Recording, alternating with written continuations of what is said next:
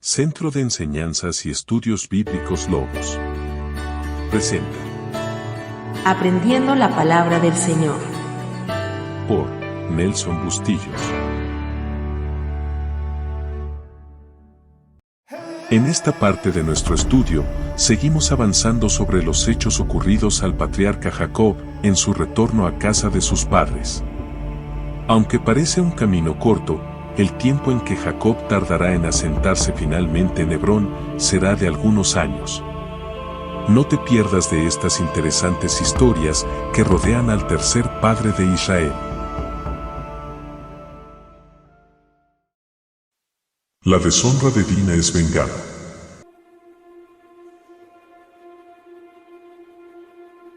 Aproximadamente, en el año 1733 a.C., Raquel logra salir embarazada de su segundo hijo, gracias a sus súplicas y oraciones, aunque se rumorea que Raquel preservaba los ídolos escondidos de su padre.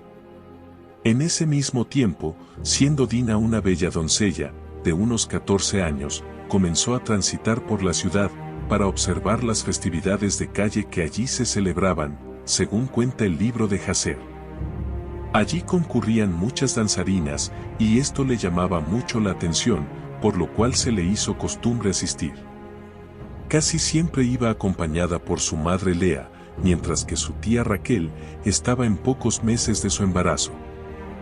Salió Dina la hija de Lea, la cual había dado a luz a Jacob, a ver a las hijas del país. Y la vio Siquem, hijo de Hamor Heveo, príncipe de aquella tierra, y la tomó, y se acostó con ella, y la deshonró.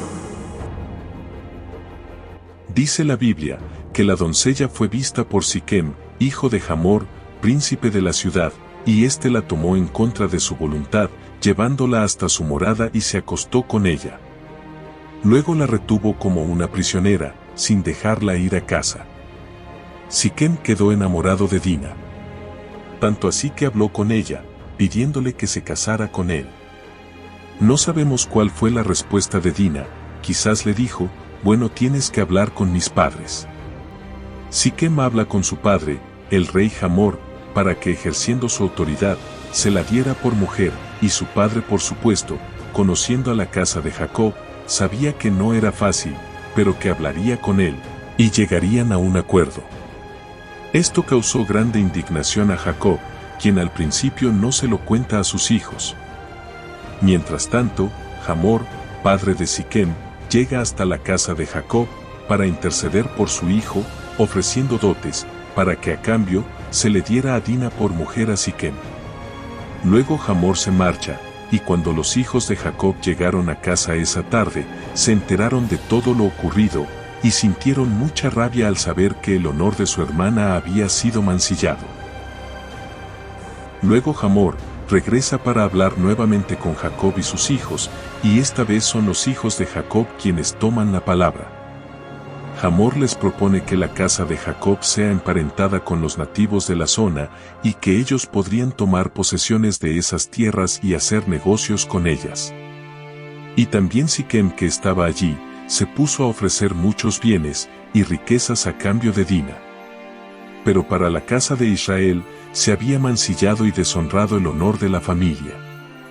Hay una cosa que debemos razonar, y es que Hamor habla de un intercambio de hijas. O sea, yo te doy de mis hijas para tus hijos, y tú me darás las tuyas para mi gente, pero por lo que sabemos bíblicamente, Jacob solo tenía a Dina. Entonces, ¿a qué otras mujeres se refería Hamor? Por lógica razonable, es muy probable que se tratara de las mujeres que pertenecían a la casa de Israel, pero que además no tenían ningún parentesco con Jacob, quizás las hijas de sus siervos, que bastante había adquirido en todo ese tiempo. La rabia que existía entre los hermanos de Dina era insostenible, pero supieron aguantar y recurrir a la manera más brutal para llevar a cabo su venganza, por lo cual se valieron del engaño. Ellos comentaron que no habría ningún problema en el cruce de mujeres entre ambos pueblos. Solo que había un detalle: todo aquel que quisiera a una israelita por mujer, tendría que ser circuncidado, ya que el hombre incircunciso era una abominación para ellos. solo si os circuncidáis podréis optar por mujer israelita. Suponemos que para Hamor y su hijo Siquem, eso era algo irrelevante, pero como el muchacho estaba enamorado, y esa era la única manera de tener a Dina, pues así se haría. Además, Hamor lo veía también como una manera de aprovecharse de los bienes de Jacob. La exigencia de los hermanos de Dina era que se circuncidara todo varón del pueblo, pero, ¿es que acaso la casa de Jacob tenía suficientes mujeres para tantos hombres? ¿Era capaz Hamor de mandar a circuncidar a todo un pueblo por un puñado de mujeres israelitas? Aunque parezca increíble, aquí lo que prevaleció fue su avaricia. Ellos hicieron todo al pie de la letra y comenzaron a circuncidar a todo varón. Pero sucedió que al tercer día, cuando sentían ellos el mayor dolor, dos de los hijos de Jacob, Simeón y Leví, hermanos de Dina, tomaron cada uno su espada, y vinieron contra la ciudad que estaba desprevenida, y mataron a todo varón. Ahora bien, la palabra solo menciona a Simeón y a Leví. El libro de Jacer también lo confirma, que fueron ellos dos, ayudados por la mano de Jehová. No hubo ayuda de los sirvientes ni de sus hermanos, solo ellos dos pudieron dar muerte a casi todos los moradores de la ciudad, e inclusive tomaron botín. Esto no era avalado por su padre, ya que el mismo Jacob ignoraba tan macabro plan. Tampoco, sus otros 4 hermanos quisieron tomar parte en esta venganza, en consideración de su padre. Tenemos que recordar, que los únicos hermanos de Dina, de padre y madre, eran Rubén, el mayor de todos, Simeón, Leví, Judá, Isaacar y Zabulón, pero de estos 6, solo 2 tuvieron el valor de tomar venganza. Los otros 4 ni se mencionan en este episodio. Entonces, ¿cómo pudieron solo 2 hombres vencer a toda una ciudad? La respuesta es sencilla, la mano de Dios estuvo con ellos todo el tiempo. Siquem era un pueblo sumamente pequeño, pero aún así, superaba a la casa de Jacob. Por eso aprovecharon la indisponibilidad de la gente, para poder vencerlos en su propia casa. Siquem solo era una parte de las tierras cananeas, era territorio fereceo, y era muy probable que sus hermanos de los otros pueblos tomarían represalias contra Jacob por haberse metido con un pueblo hermano. Jacob, al enterarse de esta locura, enseguida temió por su casa. ¿Qué han hecho, par de locos? ¿Y ahora qué? Se juntarán todos esos pueblos hermanos y vendrán en contra mía, ya que ustedes me han puesto por monstruo delante de esta gente, matando y saqueando a ese pueblo. A lo cual, respondieron Simeón y Leví: no importa, ya tomamos venganza por la deshonra de nuestra hermana, ya que fue tratada por Siquem como una prostituta. Como dato curioso, a partir de aquí, el nombre de Dina será borrado de toda la Sagrada Escritura. No se escuchará nombrar más, aunque el libro de Jacer dice que fue esposa de su hermano Simeón, a quien le procreó 5 hijos. Dios bendice a Jacob en Betel. Dijo Dios a Jacob: levántate y sube a Betel, y quédate allí, y haz allí un altar, al Dios que te apareció cuando huías de tu hermano Esaú. Entonces Jacob dijo a su familia y a todos los que con él estaban: quitad los dioses ajenos que hay entre vosotros, y limpiaos, y mudad vuestros vestidos. Como era de esperarse, los pueblos hermanos cananeos se alzaron contra Israel, pero Jehová una vez más mete su mano, y le dice a Jacob que abandone Siquem, y suba hacia Betel, antigua Luz. Por este lugar, ya antes había pasado Jacob, harían unos 28 años atrás, cuando huía de Esaú. Inclusive, fue en ese mismo lugar, donde había tenido el sueño donde veía una escalera al cielo, y los ángeles subían y bajaban por ella. En Génesis 28:22, Jacob hizo una promesa de diezmar de todo lo que Dios le diera. Entiéndase por eso, como la acción de ofrecer sacrificios y holocaustos a Jehová en los lugares altos, tal y como lo haría su padre Isaac y su abuelo Abraham alguna vez. Jacob mandó a preparar toda su casa para la huida, y con esta sería la tercera vez que le tocaba huir, porque su vida peligraba. Primero huyó de Esaú, luego de Labán y ahora del Fereceo, y cada vez el enemigo era mayor. Dios lo estaba enviando hacia Betel, para que le edificara un altar, pero para ello, era sumamente necesario que se despojaran de los dioses ajenos. ¿Dioses ajenos en la casa de Jacob?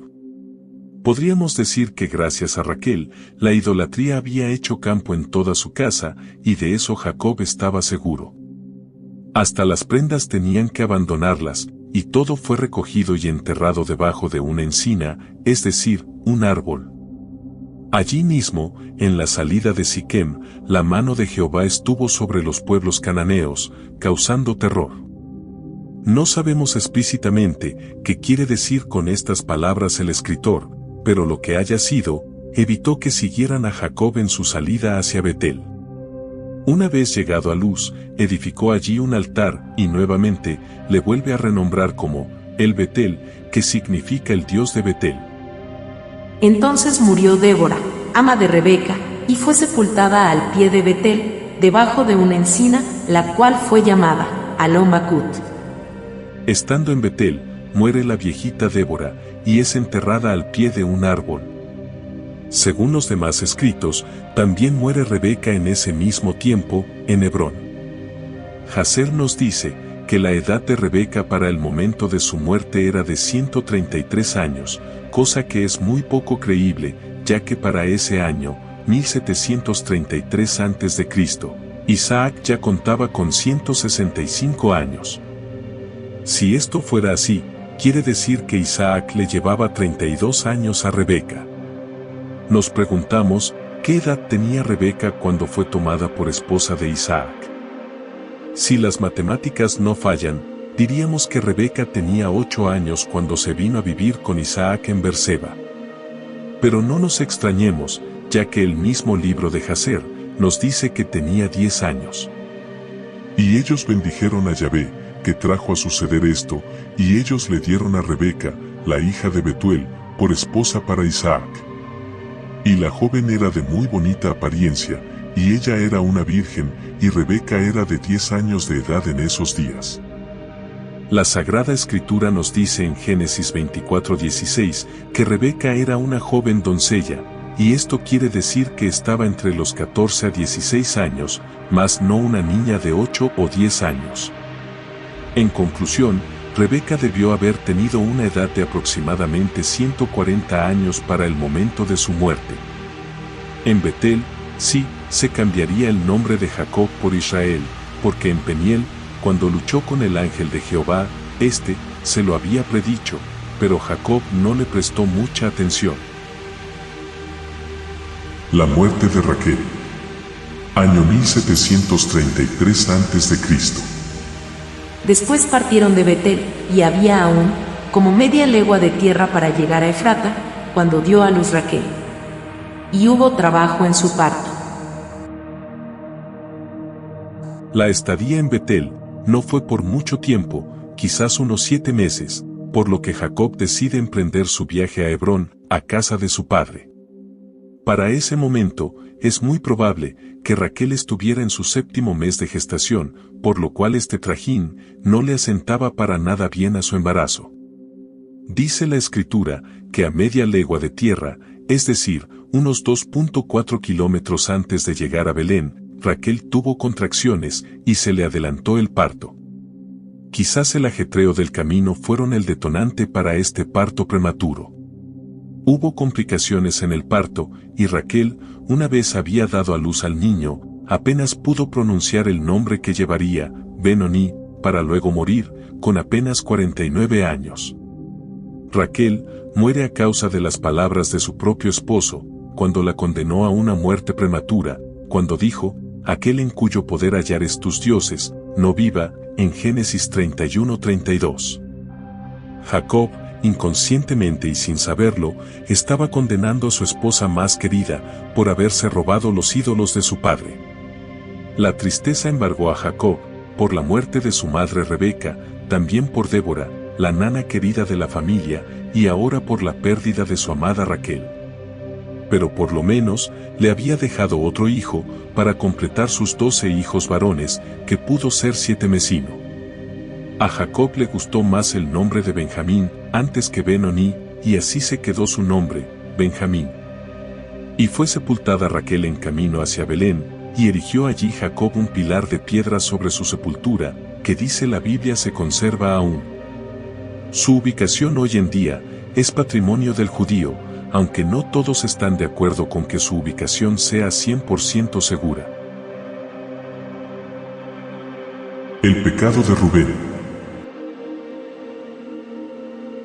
Luego de esto, salieron de Belén, y pasaron un poco más adelante, hasta un lugar llamado Migdel Edar, mejor conocido como Torre del Rebaño, que estaba un poco más al sur de Belén.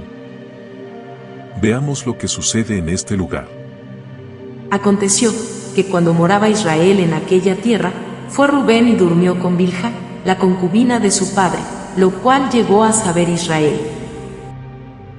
Cerca de Migdal Edar es donde Jacob se entera de que Rubén, su hijo mayor, se acostaba con una de sus concubinas, específicamente con Bilha, la sierva de Raquel.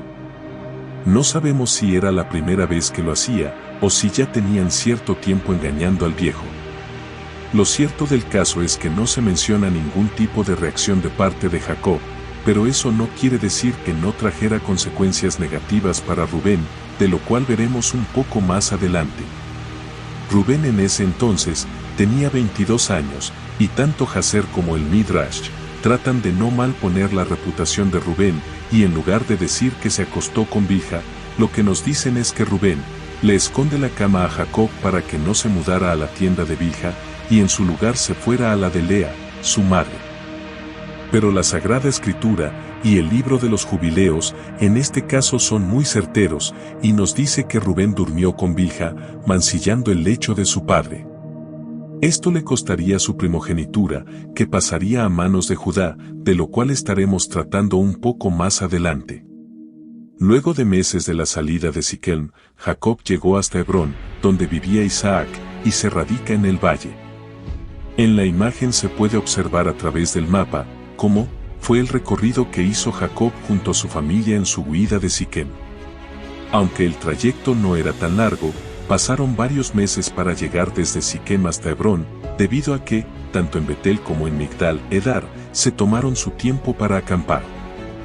Existen grandes posibilidades de que Betel fuera el lugar donde Raquel haya quedado embarazada de su segundo hijo, luego de haberse deshecho de sus ídolos.